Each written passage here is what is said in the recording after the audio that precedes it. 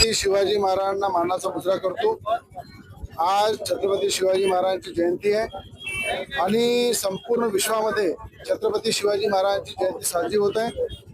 महाविकास आघाडी सरकार असताना, ज्या ठिकाणी राज्याचे मुख्यमंत्री उद्धव ठाकरे असताना, या ठिकाणी उद्धव ठाकरेंनी पूर्ण सोनिया गांधींचे विचार घेऊन, बाळासाहेब ठाकरेंचे विचार बाजूला ठेवून या ठिकाणी छत्रपती शिवाजी महाराजांचा पुतळा जो खऱ्या अर्थानं शिवभक्तांनी बसवला होता, ज्या शिवभक्तांनी येथे छत्रपती शिवाजी महाराजांचा पुतळा बसवला त्या ठिकाणी मोठ्या प्रमाणात या ठिकाणी आरती झाली, आराधना झाली, पूजा झाली। मोठ्या प्रमाणात अमरावती शहरामध्ये उत्साहाचं वातावरण असताना त्या ठिकाणी तो पुतळा रातोरात काढण्याचं काम उद्धव ठाकरेंची मुख्यमंत्री असताना त्यांनी केलं।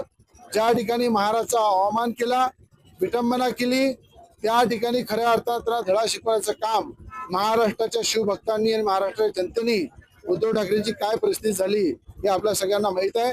आज अमरावती महानगरपालिकेमध्ये भारतीय जनता पार्टीची सत्ता आहे, युवासेना पार्टीची सत्ता आहे।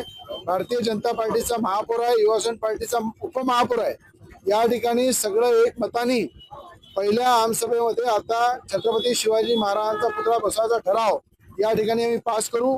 त्या ठरावाचा पूर्ण प्रस्ताव महानगरपालिकेच्या आयुक्ताच्या माध्यमातून, महापौराच्या माध्यमातून, उपमहापौराच्या माध्यमातून तो मंत्रालयात पाठवू आणि त्या ठिकाणी मंत्रालयामध्ये लीगल पद्धतीनं त्या ठिकाणी मंत्र्याच्या सगळ्या बैठकी करून मुख्यमंत्र्यांची मान्यता घेऊ। मुख्यमंत्र्यांनी त्याला होकार दिलेला आहे की मी छत्रपती शिवाजी महाराजांचा पुतळा बसवण्याची परमिशन देतो, आपण त्याची पूर्ण फाईल पूर्ण प्रोसेस करा।